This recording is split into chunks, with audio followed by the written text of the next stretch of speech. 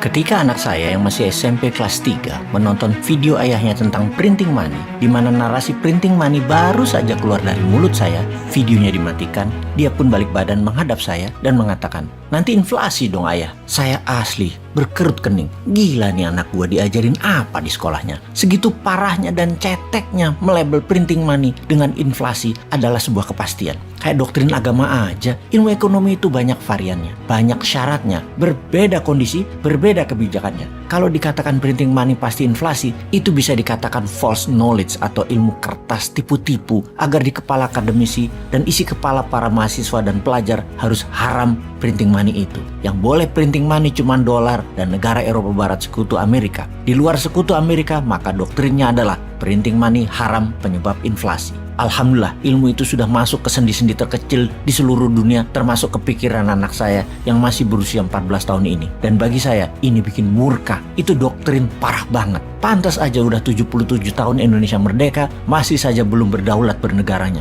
Ini salah satu akibat doktrin parah yang ditelan mentah-mentah. Bener deh, inflasi dan printing money ini tidak sesederhana congornya Bosman. Ada lebih dari 10 varian yang kalau printing money dilakukan maka ada 10 varian lebih hasilnya. Dari hyperinflation dan negara gagal seperti Venezuela sampai super growth ekonomi dan menjadi negara superpower seperti Amerika, Jerman, Inggris, Rusia, dan Tiongkok. Jerman Perang Dunia Pertama sampai Perang Dunia Kedua hingga saat ini di masa pandemi melakukan printing money besar-besaran. Jepang Perang Dunia Kedua sampai sekarang printing money tidak pernah inflasi, bahkan deflasi. Inggris sejak 200 tahun yang lalu, bahkan Hong Kong pun awalnya adalah printing money hingga saat ini. Amerika sejak tahun 71, Tiongkok sejak tahun 1989. Semua terbang sukses ekonominya. Salah satunya adalah kebijakan printing money berbasis pertumbuhan industri. Tapi ilmu itu adalah keilmuan yang tidak diajarkan di banyak kampus-kampus mainstream, karena tujuannya ilmu kampus tadi dan akademisi tadi adalah untuk membuat semua negara tidak terlalu maju-maju amat dan pastinya tidak mati. Jadi di tengah. Jadi kalau kita ingin perubahan, yang terpenting adalah keberanian sang pemimpin sebuah negara untuk mengambil keputusan ekonomi seperti begini. Akademisi hanya memberi saran, perbandingan, dan proyeksi. Namun eksekusi adalah mereka yang bernyali. Untuk itu, tidak ada waktu terbaik melaksanakan strategi ekonomi printing money selain saat ini di masa stagflasi. Seperti keadaan saat ini, persis terjadi stagflasi di seluruh dunia. Apa itu stagflasi? Stagflasi adalah gabungan stagnan dan inflasi. Inflasi naiknya harga, stagnan adalah menurunnya daya beli.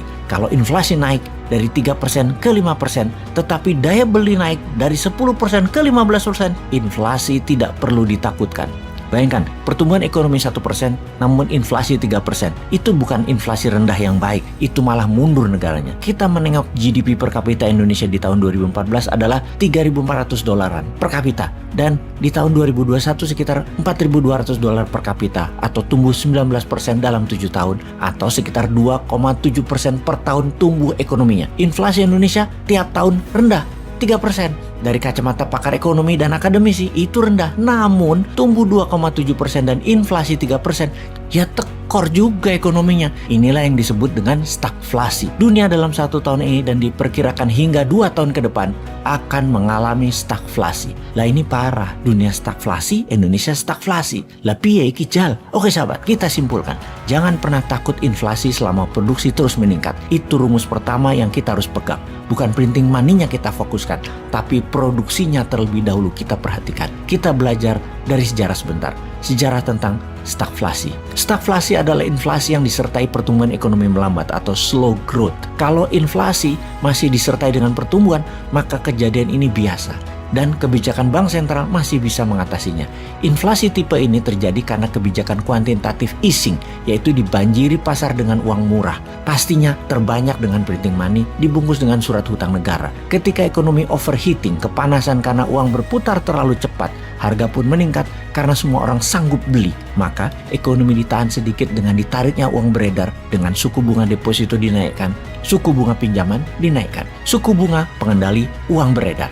Efeknya adalah daripada dagang untungnya hanya 5% dan beresiko, mending tarik taruh di bank dapat 6% dan tidak ada resiko. Mendadak dalam waktu cepat harga turun kembali, dan inflasi menjadi terkendali. Strategi itu dinamakan quantitative tightening. Saat ini berbeda. Kita sudah masuk stagflasi dan kenaikan suku bunga bank sentral diragukan bisa mengatasi. Buktinya, The Fed naikkan suku bunga 75 basis point tetap tidak mampu mengatasi stagflasi. Sekarang ini, Amerika keadaannya mirip pada saat Volcker, gubernur bank sentral The Fed, sebelum dirinya menjabat di tahun 1981.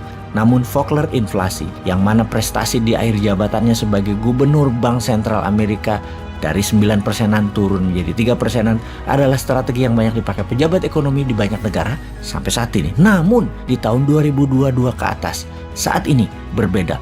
Volcker inflation strategy doesn't work anymore. Amerika sejak tahun 1989 hingga tahun 2021 inflasi tidak pernah menyentuh 5%. Namun sekarang jebol mendekati 8%. Ini dunia baru, Bung. Jadi policy meredam overheating dari sisi demand dengan menaikkan suku bunga sambil berharap sisi supply dapat ekspansi dan catch up demand yang ada nggak akan jalan pada situasi stagflasi baru kali ini. Perlu riset lagi bagi demand dan supply dunia. Perlu ekonom baru lagi level dunia hadir baru saat ini. Amerika telah mengalami 3 kali situasi seperti saat ini sejak tahun 1900. Pertama tahun 1929 Great Depression dan kedua di awal tahun 1980. Dan sekarang inflasi kembali di atas 5%. What is it tell you? Kita bertanya, semua ini apa yang kalian bisa lihat? Amerika tidak bisa dipuja-puja lagi dengan solusi. Kita berhutang dolar. Bahkan Tiongkok pun inflasi serta mengalami stagflasi. 2 gajah besar dunia stagflasi. What is it tell you? Itu pertanyaannya. Masih mau bergabung kepada keduanya gitu? Gila ya, segitu nggak berdaulatnya, segitu nggak mikirnya, atau segitu underestimate-nya ke bangsa sendiri. Bangsa yang setiap 5 tahun dirayu-rayu suruh memilih, ketika terpilih inget juga enggak. Kita rincikan, kita semua tahu juga bisa dilihat dari chart Fed. Data M2, uang dolar beredar 74 triliun di tahun 2020. Sekarang 2022 menjadi 94 triliun dolar. What is it tell you? Naik 20 billion dolar dalam 2 tahun, dicetak gila-gilaan. Namun, karena negara lain ekonominya memburuk, maka dolar tadi belum mengalir ke negara yang selalu butuh dolar, yang tidak berani cetak uang. Yang masih kita bingungkan adalah kenapa ngutang berani tapi nyetak uang dengan nilai yang sama nggak berani. Kembali ke Amerika, uang beredar banyak, produksi menurun, stagflasi terjadi. Amerika akan kolaps di akhir tahun 2022 ini atau di tahun 2023. Yang pasti di 2024 dunia menjadi sangat menarik. Indonesia siap?